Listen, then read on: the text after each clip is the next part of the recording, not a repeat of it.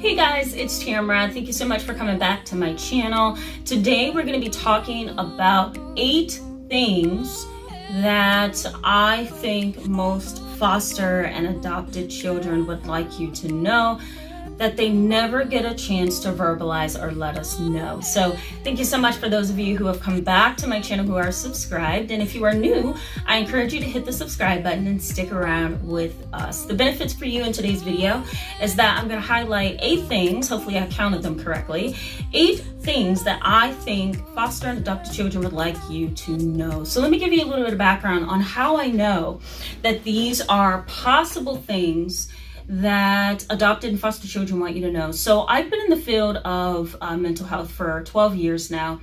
And, it's been a long, tiring, and tedious journey. I started out working in a child development center at the age of 18, and I worked with fairly healthy kids, right? These are healthy kids. They're cute, they're bubbly, they're loving, they run around, they play, they're just wonderful kids without any developmental or mental health challenges or behavioral.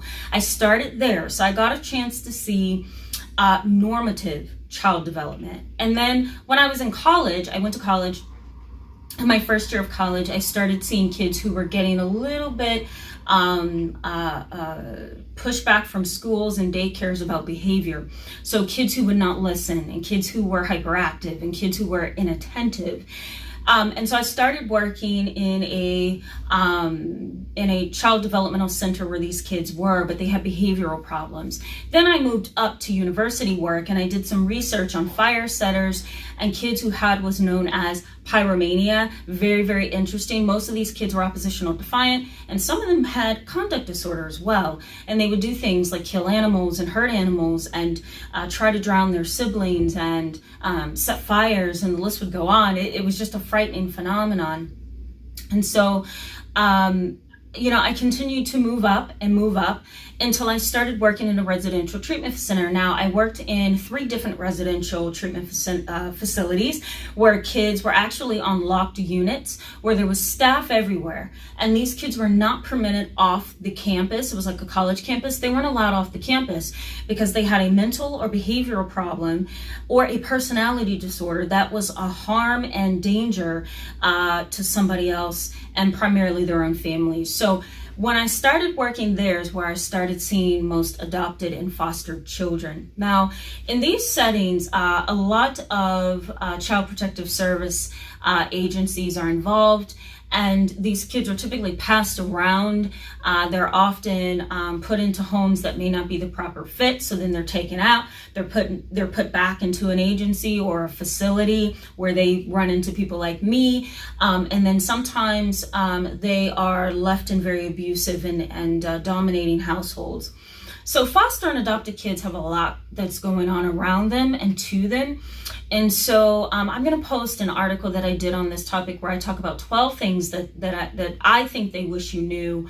I'm going to post that in the description box below so you can see it, but I'm going to highlight a couple things in this video. So the first thing that I think fostered and adopted kids want you to know is, number 1, don't give me up when you don't think that you can handle me. I think a lot of parents who are fostering or adopting, they believe that, okay, I can just take this kid on, even though I've gone through years of classes and trainings to make sure that I'm fit, even though I had a mental evaluation done to make sure that I was fit, whatever the case, right?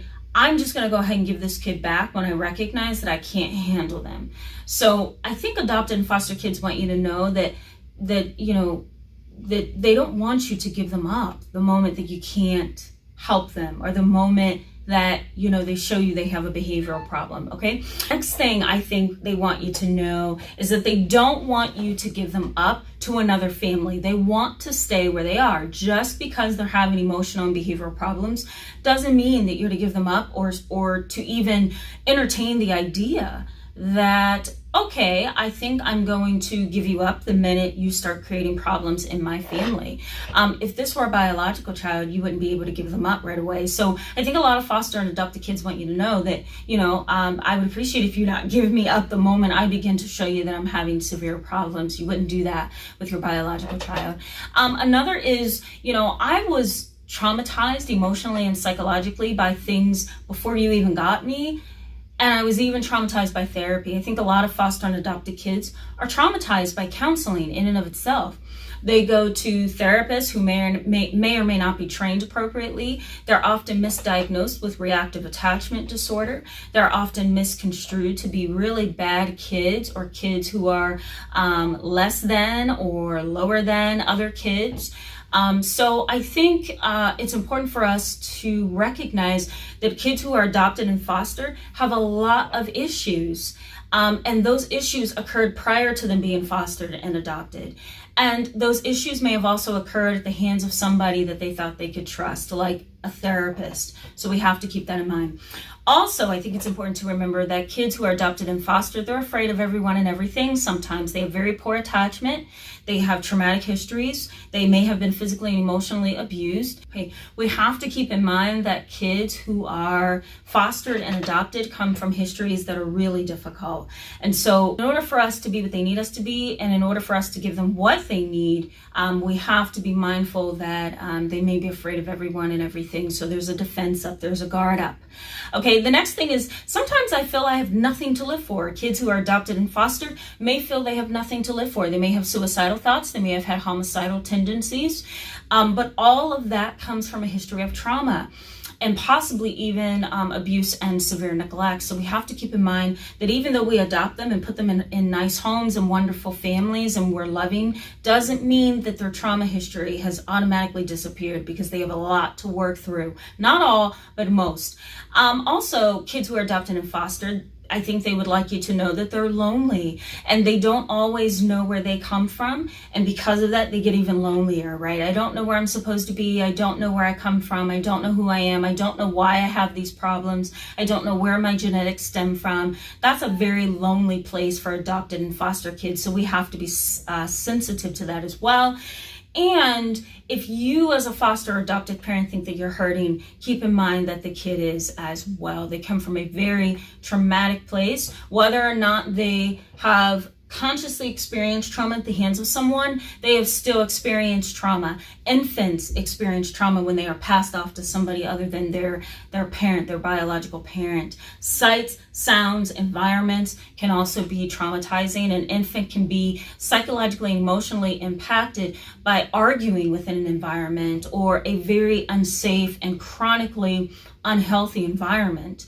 So fostered and adopted kids go through a lot, and we have to be sensitive to their background. We have to be sensitive to their vulnerabilities, and we also have to consider their perspective every single time they begin to exhibit problems, behavioral and emotional. So I hope this video was insightful to you. I hope it was helpful. If it is, let me know in the comment section below. If there's something that you would like me to focus on in the near future for a video, let me know. I'd be happy to research it and see if it fits my repertoire of experience, and I'll go ahead and post that video. So I will see you next week with another video. Bye-bye.